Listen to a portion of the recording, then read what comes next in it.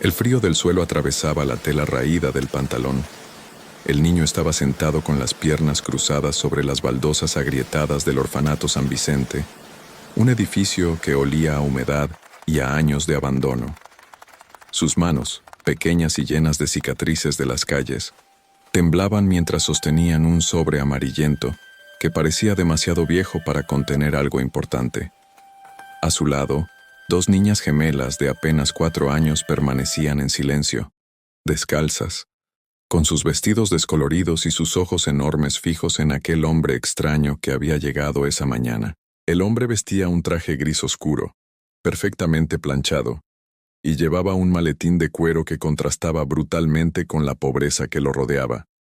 Se había arrodillado frente al niño con una expresión que mezclaba compasión y solemnidad. Sus ojos, tras unas gafas de montura dorada, observaban al pequeño con una intensidad que resultaba incómoda.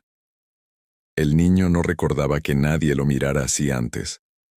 En las calles, la gente apartaba la vista. En el orfanato, las monjas lo miraban con lástima o con cansancio. Pero este hombre lo miraba como si él fuera importante, como si él fuera alguien. «¿Tis aquí? ¿Que tudo é meu?», preguntó el niño en portugués, con su acento marcado por los años de vivir en la frontera entre idiomas, entre mundos. Su voz era apenas un susurro quebrado por la incredulidad. El abogado asintió lentamente y comenzó a leer el documento con voz clara y pausada, como si cada palabra tuviera un peso específico que debía ser entregado con cuidado. Yo, Ricardo Enrique Monteiro da Silva, en pleno uso de mis facultades mentales y con plena conciencia de mis actos, declaro como mi único y legítimo heredero universal a Lucas da Conceição, nacido el 15 de marzo de 2014, actualmente residente en el orfanato San Vicente de la ciudad de Olinda, Pernambuco. Lucas. Ese era su nombre completo, aunque en las calles todos lo llamaban simplemente Luca. Hacía tanto tiempo que nadie pronunciaba su nombre completo que le sonó extraño, como si estuvieran hablando de otra persona. Sus ojos, oscuros y profundos como pozos de agua sucia, se llenaron de confusión. No entendía nada. ¿Heredero? ¿Él? El niño que había dormido bajo puentes, que había comido de la basura, que había tenido que robar pan para no morir de hambre. ¿Cómo podía alguien dejarlo todo a él? Las gemelas se acercaron más a Lucas, como si sintieran que algo estaba cambiando y tuvieran miedo de que ese cambio las separara.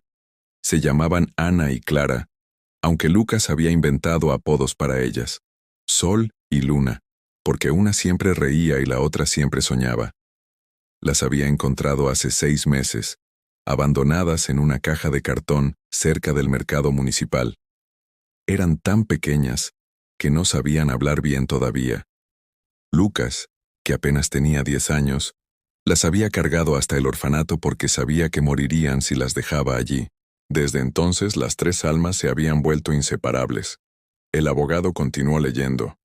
Le dejo la totalidad de mis bienes, que incluyen la Hacienda Santa Cruz con todas sus tierras y construcciones, las acciones de las empresas Monteiro y Asociados, las propiedades ubicadas en Recife, Río de Janeiro y São Paulo, así como las cuentas bancarias detalladas en el anexo A de este documento. Además, una parte considerable de la fortuna está dividida entre inversiones en el mercado financiero, bonos del gobierno y, siguiendo los tiempos modernos, una cartera diversificada de criptomonedas que fue creciendo en los últimos años. Lucas no entendía la mitad de las palabras. Hacienda, acciones, criptomonedas. Todo sonaba a un idioma que no había aprendido en las calles. En las calles solo existían palabras simples: hambre, frío, peligro, huir. Palabras que se podían entender con el estómago y con los pies. Pero estas palabras nuevas flotaban en el aire como pájaros extraños que no sabía cómo atrapar. ¿Quién era ese señor?, preguntó Lucas finalmente, interrumpiendo la lectura. Su voz sonó más fuerte de lo que esperaba, casi desafiante. ¿Por qué me dejaría algo a mí? Yo no lo conozco, nunca lo vi. El abogado cerró el documento un momento y suspiró profundamente. Se quitó las gafas y las limpió con un pañuelo blanco antes de responder. Ricardo Monteiro fue un hombre muy rico, Lucas. Muy rico y muy solo. Durante años investigó sobre ti. Contrató detectives, revisó archivos, buscó documentos. Creía... No, estaba seguro de que era su hijo. La palabra cayó como una piedra en agua quieta. Hijo. Lucas sintió que algo se rompía dentro de su pecho. Nunca había tenido padre.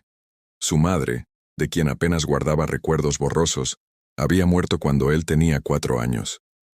Una infección mal curada, habían dicho las monjas. Después de eso, la calle se convirtió en su hogar. Había sobrevivido porque aprendió a ser invisible, a moverse entre las sombras, a robar lo justo para no morir, pero nunca tanto como para que lo atraparan. Había aprendido que el mundo era un lugar cruel donde nadie te regalaba nada. Y ahora este hombre le decía que alguien rico y poderoso, lo había buscado, lo había reconocido, le había dejado todo. Mi mamá nunca me habló de ningún Ricardo, dijo Lucas con la voz quebrada. Las lágrimas empezaban a picar en sus ojos, pero las contuvo. En la calle había aprendido que llorar era peligroso. Te hacía débil, te convertía en presa. Tu madre se llamaba Mariana da Conceição, ¿verdad?, preguntó el abogado con suavidad. Lucas asintió. Ricardo y tu madre fueron novios cuando eran muy jóvenes. Él venía de una familia rica y ella era pobre. La familia de Ricardo no aceptó la relación. Lo obligaron a romper con ella. Mariana nunca le dijo que estaba embarazada. Cuando Ricardo se enteró, muchos años después, ella ya había fallecido. Dedicó el resto de su vida a buscarte. Y cuando finalmente te encontró, ya estaba muy enfermo. Murió hace 3 semanas. Lucas sintió una mezcla extraña de rabia y tristeza. Rabia porque ese hombre nunca había venido a buscarlo cuando estaba vivo, cuando hubiera podido sacarlo de la calle, darle un plato de comida caliente, una cama donde dormir sin miedo. Tristeza porque ahora, cuando finalmente alguien lo reconocía, cuando alguien decía «eres mi hijo», ya era demasiado tarde. El hombre estaba muerto. Siempre demasiado tarde. Ana, la más pequeña de las gemelas, tocó el brazo de Lucas con su manita sucia. «Luca, ¿qué dice el señor?», preguntó con su voz infantil. Clara, la otra gemela, se había quedado dormida apoyada contra el hombro de Lucas, agotada por el hambre crónico que las perseguía cada día. Lucas miró a las niñas y sintió que algo se aclaraba en su mente. No importaba lo que dijera ese papel. No importaba si era rico o pobre. Lo único que importaba era que estas 2 niñas lo necesitaban. Y él había prometido cuidarlas. Cuando las encontró en aquella caja de cartón, húmedas por la lluvia y llorando de hambre, había hecho una promesa silenciosa. Nunca las abandonaría. Nadie más las había querido. Él sí. «El Señor dice que alguien nos dejó cosas», respondió Lucas en voz baja, acariciando el cabello enredado de Ana. «Dice que ya no tendremos que pasar hambre.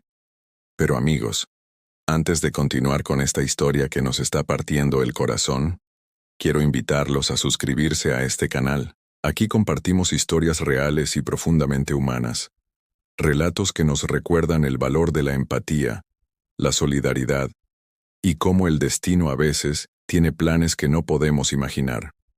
Si estas historias te conmueven, si crees en el poder transformador de la bondad, dale like a este video y activa la campanita para no perderte ninguna de nuestras publicaciones.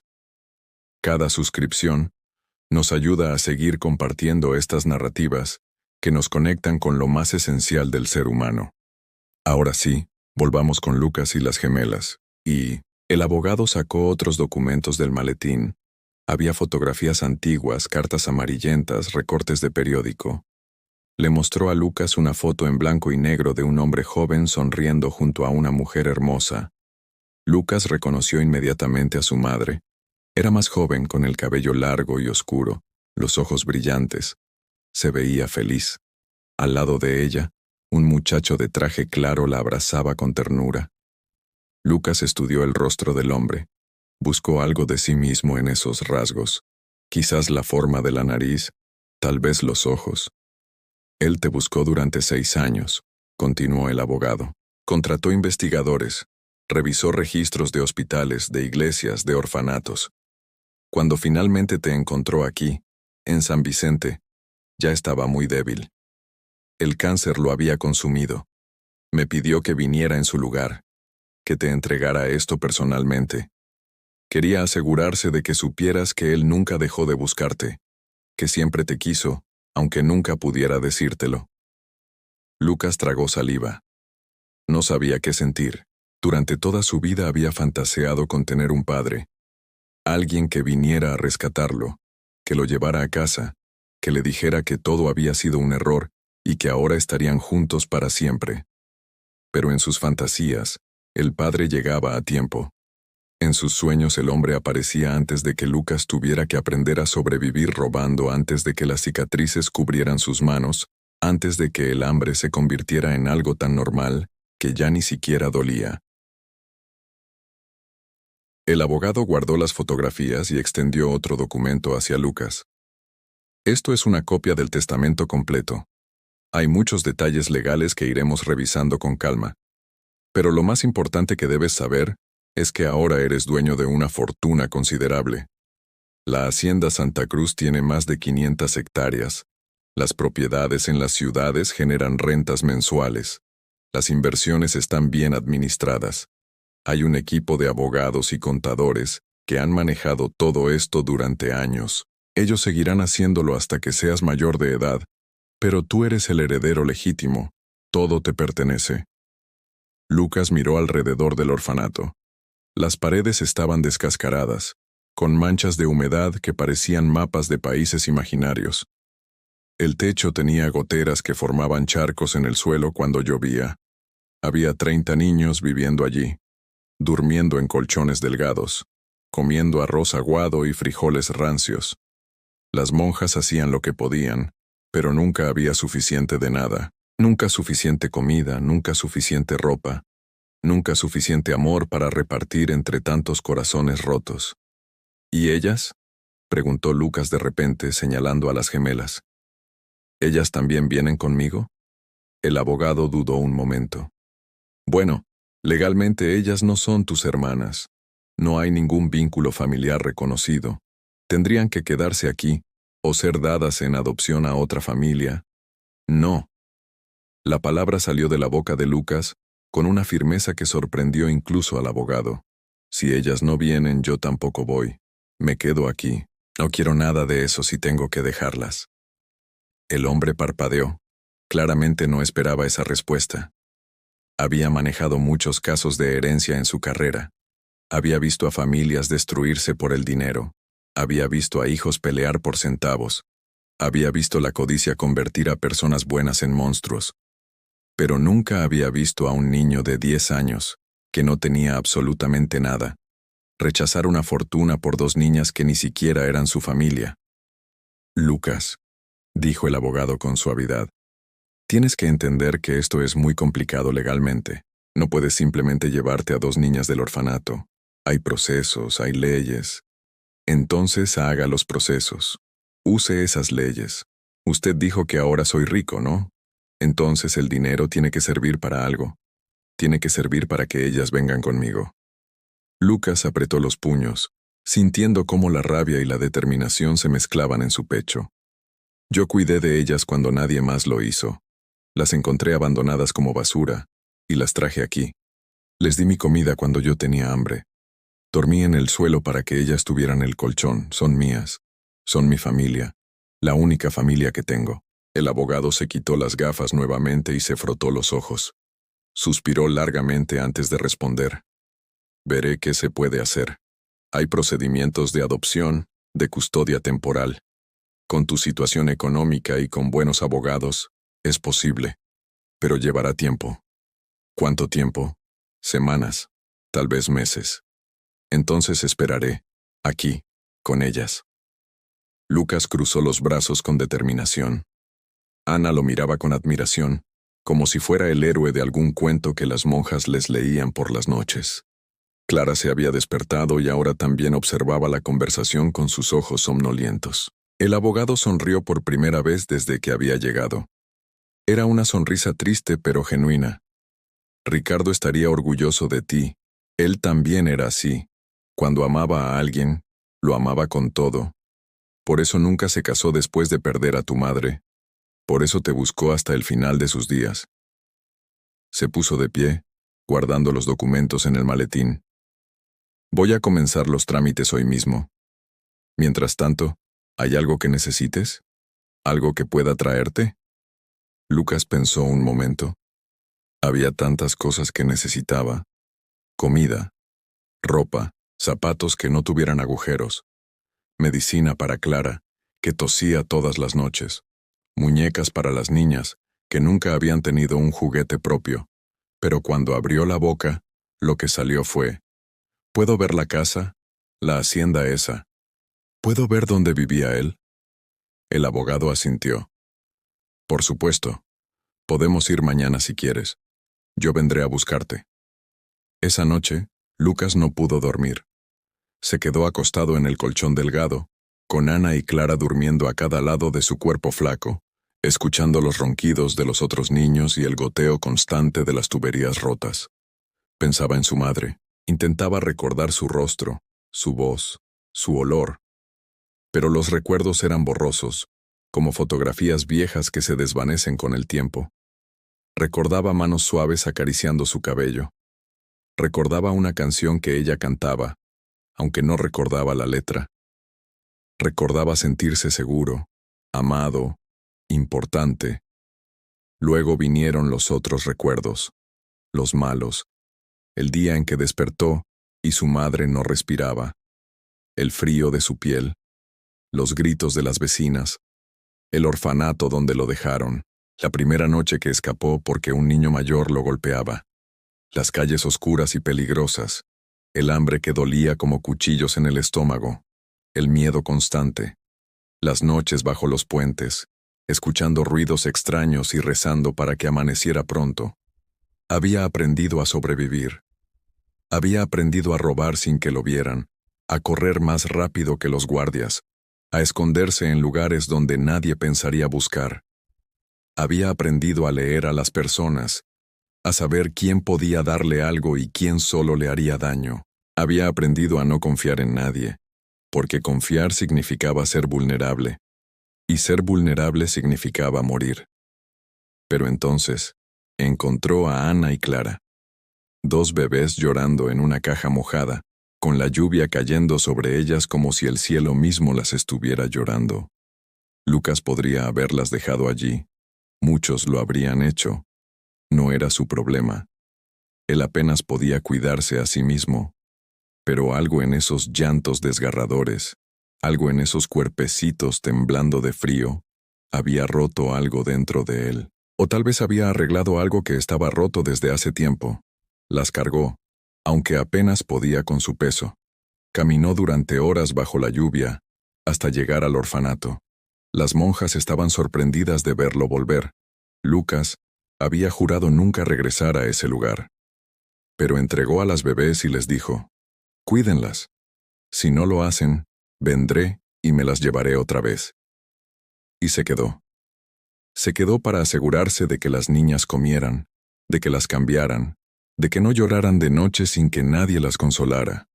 Ahora, acostado en la oscuridad, Lucas se preguntaba qué significaba realmente ser rico. ¿Significaba tener muchas casas? Muchos carros. Ropa nueva. En las calles había visto gente rica. Los veía pasar en sus autos brillantes, con sus ropas perfectas, con sus caras que nunca habían conocido el hambre. Siempre le habían parecido personas de otro planeta, seres de una realidad completamente diferente a la suya. Y ahora le decían que él era uno de ellos, que todo ese mundo le pertenecía. Pero Lucas sabía algo que esa gente rica probablemente no sabía. Sabía lo que era no tener nada. Sabía lo que era el verdadero frío, el verdadero hambre, el verdadero miedo. Y sabía que lo único que realmente importaba en este mundo era tener a alguien que te importara, alguien por quien luchar, alguien por quien vale la pena seguir respirando cuando todo lo demás parece inútil. Ana se movió en sueños, murmurando algo ininteligible. Lucas la cubrió mejor con la manta raída. Clara tosió otra vez, ese sonido húmedo que preocupaba a Lucas desde hacía semanas. Mañana, pensó, mañana vería esa casa, vería ese mundo que supuestamente ahora le pertenecía, y luego decidiría qué hacer con todo eso.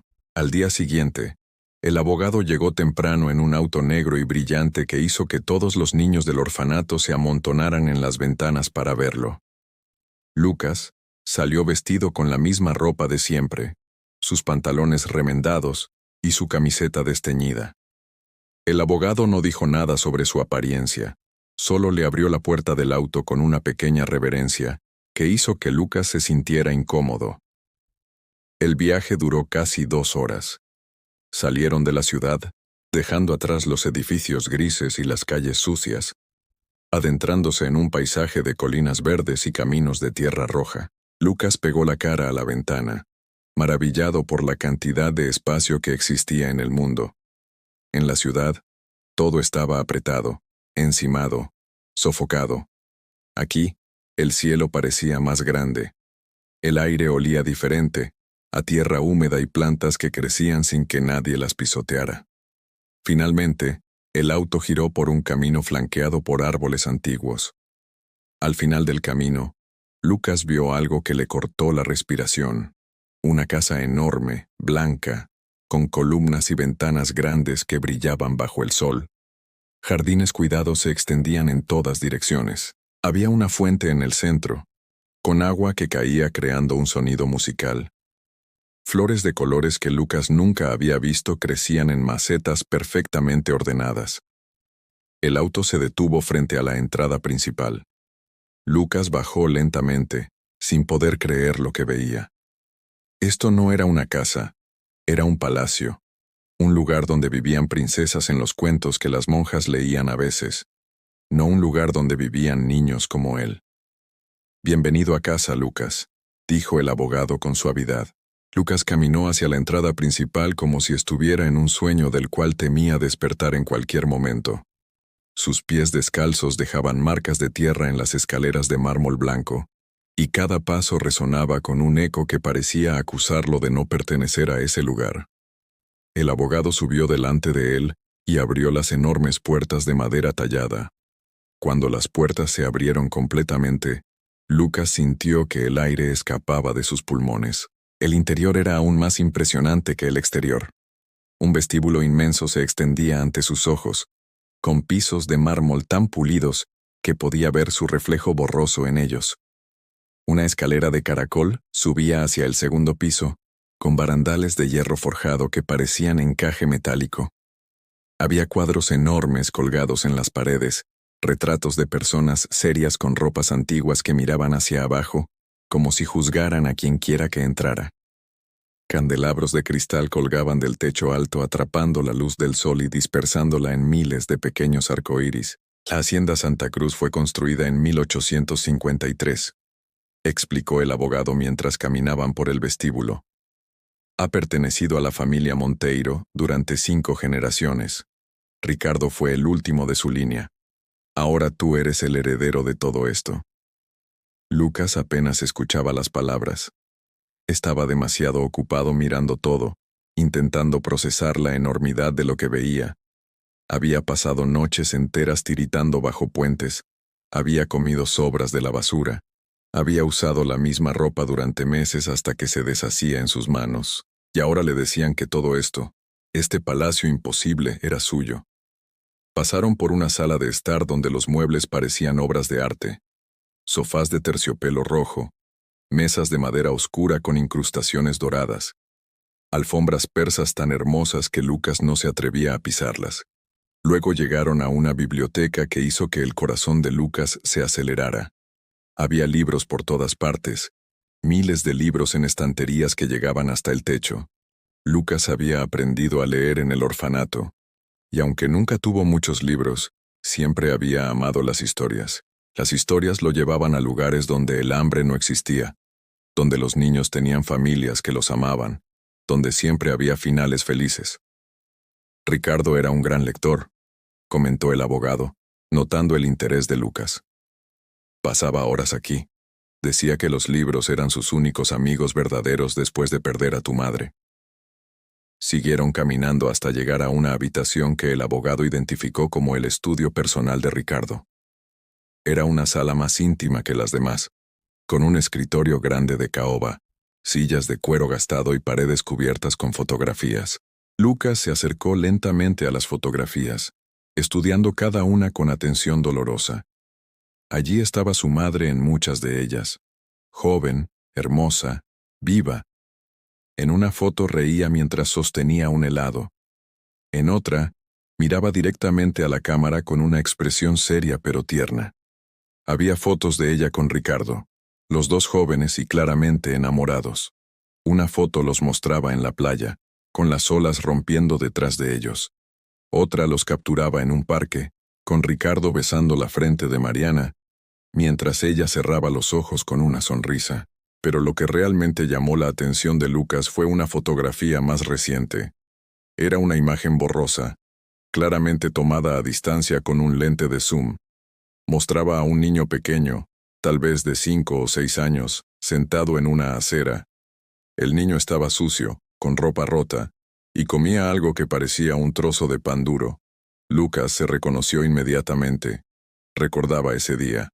Recordaba haber encontrado ese pan en un contenedor de basura detrás de una panadería. Recordaba que estaba tan duro que tuvo que mojarlo con agua de una fuente pública para poder morderlo. Él te encontró cuando tenías 5 años, explicó el abogado en voz baja. Contrató investigadores que finalmente dieron contigo. Esta fue la primera fotografía que le trajeron. Me dijo que lloró durante horas cuando la vio. Quiso ir a buscarte inmediatamente, pero sus abogados le aconsejaron que primero resolviera los asuntos legales. Quería asegurarse de que todo estuviera en orden, de que pudiera ofrecerte una vida estable. Pero mientras preparaba todo, el cáncer lo atacó. Primero pensó que podría vencerlo, que tendría tiempo, pero la enfermedad avanzó más rápido de lo esperado. Lucas tocó la fotografía con dedos temblorosos. 5 años. Ricardo lo había encontrado hace 5 años.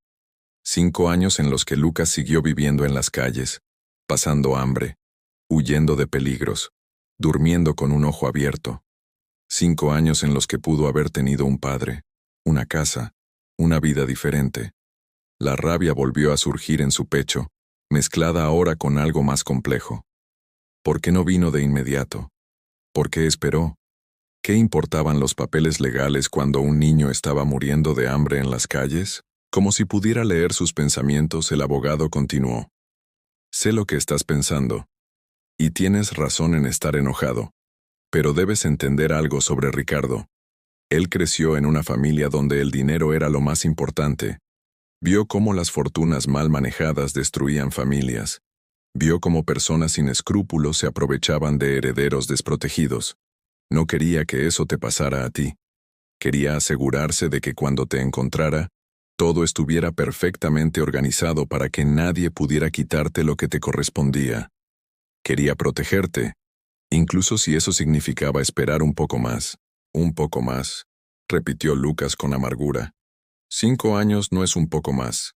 5 años es toda una vida cuando tienes 5 años. El abogado no respondió. No había respuesta que pudiera cambiar lo que había pasado.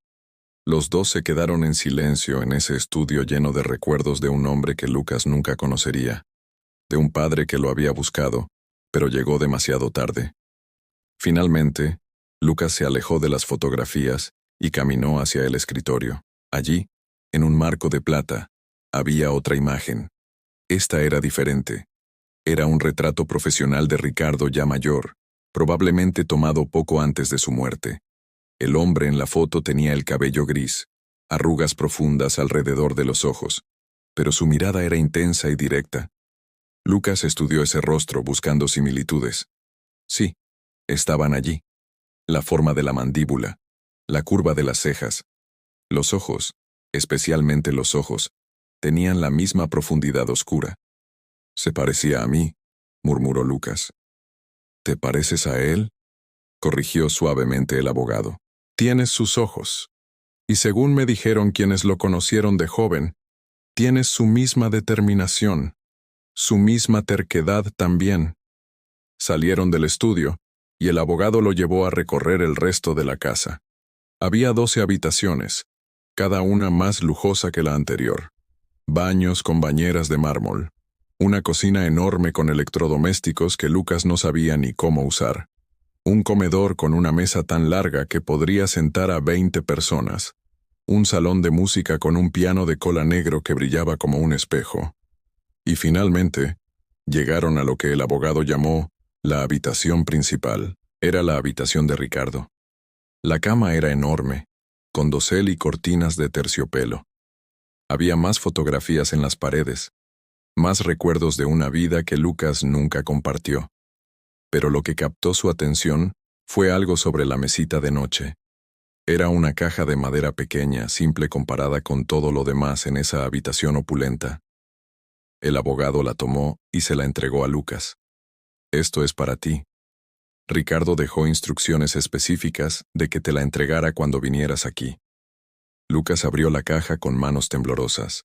Dentro había una carta, doblada cuidadosamente, y algo más. Un pequeño barquito de papel, amarillento por el tiempo pero todavía intacto. Lucas reconoció el tipo de papel. Era de un cuaderno escolar barato, del tipo que usaban los niños pobres, del tipo que él mismo había usado. Desdobló la carta. La letra era temblorosa, claramente escrita por alguien muy enfermo pero aún legible. «Lucas, mi hijo, perdóname por no haber llegado a tiempo. Perdóname por haberte fallado cuando más me necesitabas. Tu madre hizo este barquito de papel el día antes de morir. Me lo envió con una vecina, junto con una nota diciéndome que tenía un hijo. Para cuando recibí ese mensaje, ella ya había partido y tú habías desaparecido en el sistema. Guardé este barquito durante años, como mi único vínculo contigo. Cuando finalmente te encontré, ya era demasiado tarde para mí. Pero no es demasiado tarde para ti. Usa todo lo que te he dejado para construir la vida que mereces. Y si puedes, perdona a este viejo tonto que te amó desde el momento en que supo que existías, pero que nunca tuvo el valor de elegir el amor sobre las apariencias cuando aún tenía tiempo». Lucas sintió cómo las lágrimas finalmente escapaban de sus ojos. Todas esas lágrimas que había guardado durante años, todo ese dolor que había enterrado profundamente para poder sobrevivir, salieron en sollozos que sacudieron su pequeño cuerpo. Apretó el barquito de papel contra su pecho, ese último regalo de una madre que apenas recordaba y un padre que nunca conoció. El abogado se alejó discretamente, dejándolo solo con su dolor. Lucas lloró hasta que no le quedaron más lágrimas. Lloró por su madre muerta. Lloró por el padre que nunca tuvo. Lloró por los 5 años perdidos. Lloró por el niño que había sido, ese niño asustado que comía pan duro de la basura, y cuando finalmente las lágrimas se detuvieron, sintió algo extraño. Paz. No felicidad, no todavía, pero sí una cierta paz, como si una herida antigua finalmente hubiera comenzado a sanar. Se levantó y caminó hacia la ventana. Desde allí podía ver los jardines extensos, las colinas verdes más allá, el cielo azul infinito. Todo esto era suyo ahora. Pero cuando cerró los ojos, lo único que podía ver eran 2 niñas pequeñas, descalzas y hambrientas, mirándolo con ojos que decían, «No nos dejes, nada de esto vale sin ellas», murmuró para sí mismo, repitiendo lo que había pensado desde el primer momento. «Nada de esto significa algo si no puedo compartirlo con ellas». Esa noche, de regreso en el orfanato, Lucas se acostó entre Ana y Clara como siempre. Pero esta vez fue diferente. Esta vez sabía que el hambre terminaría. Sabía que el frío acabaría. Sabía que habría un mañana mejor. Y mientras las niñas dormían, Lucas hizo un plan. No usaría esa fortuna para vivir como los ricos que había visto en las calles, esos que pasaban junto a niños hambrientos sin siquiera mirarlos. Usaría ese dinero para algo más grande. Durante las semanas siguientes, mientras los abogados trabajaban en los papeles de adopción, Lucas visitaba la hacienda regularmente, y cada vez que iba, Tomaba notas mentales. Esa habitación grande podría ser un dormitorio para 10 niños. Ese salón de música podría convertirse en un salón de clases. Esos jardines podrían ser un lugar seguro donde los niños jugaran sin miedo. 6 meses después, cuando finalmente los papeles de adopción fueron aprobados y Lucas pudo llevarse a Ana y Clara a la hacienda, él ya sabía exactamente qué hacer. Le dijo al abogado: «Quiero convertir esta casa en un hogar para niños de la calle. Quiero que todos los niños del orfanato San Vicente vengan aquí. Y quiero que busquemos más niños, todos los que podamos encontrar, y les demos un lugar seguro donde vivir». El abogado sonrió. Era la misma sonrisa que había tenido el día que conoció a Lucas, esa sonrisa triste pero genuina. «Ricardo hubiera estado muy orgulloso de ti». Y así fue como la hacienda Santa Cruz se transformó. Las habitaciones lujosas se llenaron de literas y risas. La cocina enorme comenzó a producir comida caliente para bocas hambrientas. La biblioteca se convirtió en un lugar donde niños que nunca habían tenido un libro ahora podían perderse en mundos de fantasía. Los jardines resonaban con gritos de alegría de niños que finalmente podían ser niños. Lucas, ahora con casi 11 años, supervisaba todo con una seriedad que no correspondía a su edad. Pero cuando Ana y Clara corrían hacia él gritando: «¡Luca! ¡Luca!», él sonreía con una felicidad que sí correspondía a su edad, a la felicidad de un niño que finalmente había encontrado su lugar en el mundo. Una tarde, varios meses después de la transformación, Lucas estaba sentado bajo un árbol en el jardín, viendo a los niños jugar.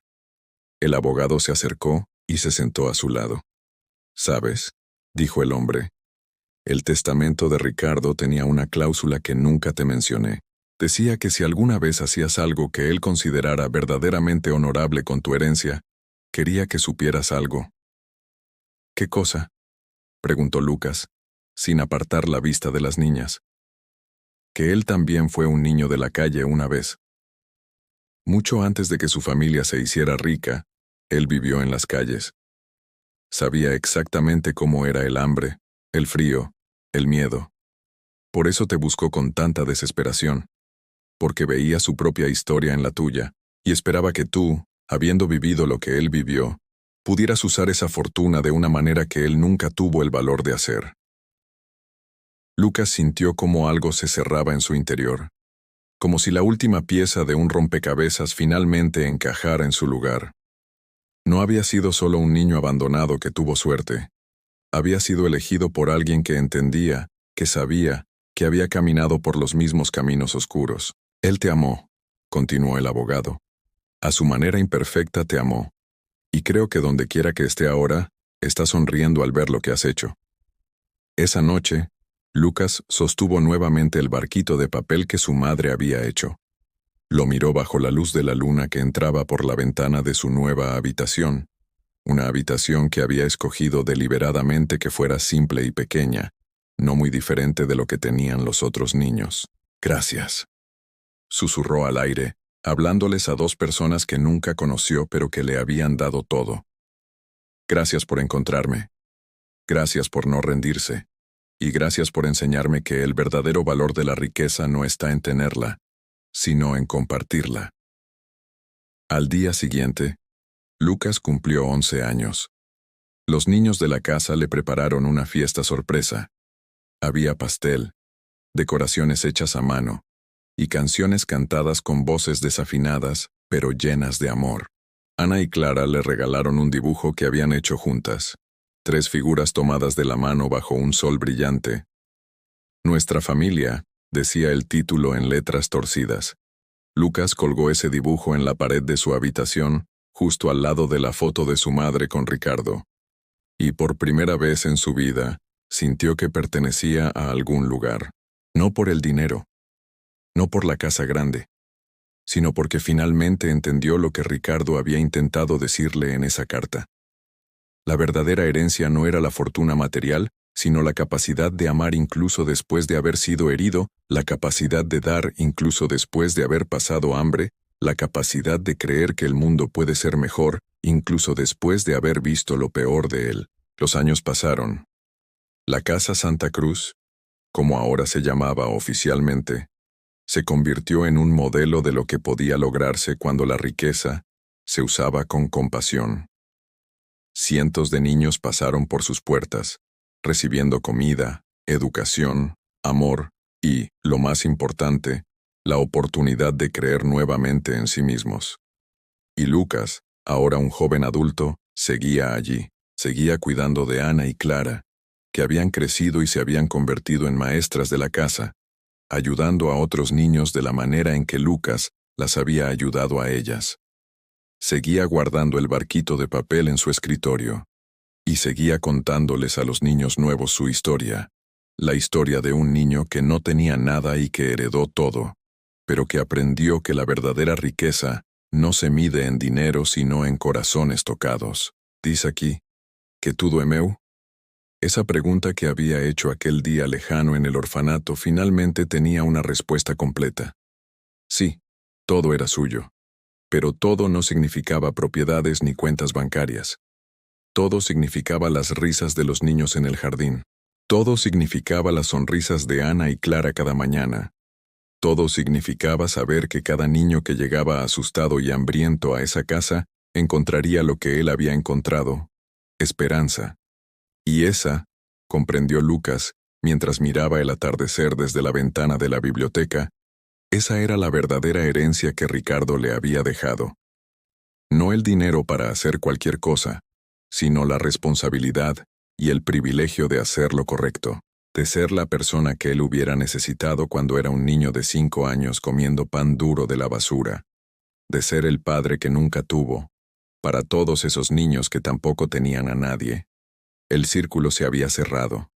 El amor, perdido por una generación, había sido recuperado por la siguiente, y en algún lugar, Lucas quería creer, su madre y su padre finalmente estaban juntos nuevamente, sonriendo al ver que su hijo había convertido el dolor en propósito, la pérdida en legado y la herencia en esperanza.